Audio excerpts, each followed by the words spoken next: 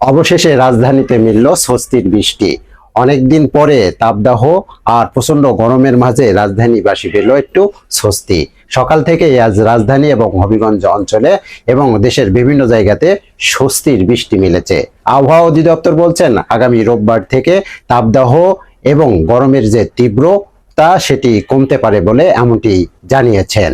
তবে এবছরে বৃষ্টির অনুপাতটা একটু বেশি হবে বলেই জানিয়েছেন আবহাওয়া অধিদপ্তর। ইতিমধ্যেই বৈশাখ মাস পেরোলেই এখনো বৈশাখীর যে ঝোড়ো হাওয়া বৃষ্টি সেটার দেখা মেলেনি। তবে শেষমেশ শেষে স্বস্তির বাণী শুনিয়েছেন আবহাওয়া অধিদপ্তর, অর্থাৎ আগামীকাল রবিবার থেকে সারা দেশব্যাপী তাপদাহ এবং প্রচন্ড গরমের যে তীব্রতা সেটি কমতে পারে এবং দেশের বিভিন্ন স্থানে বৃষ্টি এবং মাঝারি এবং ভারী বৃষ্টি হতে পারে বলে আবহাওয়া অধিদপ্তর জানিয়েছে।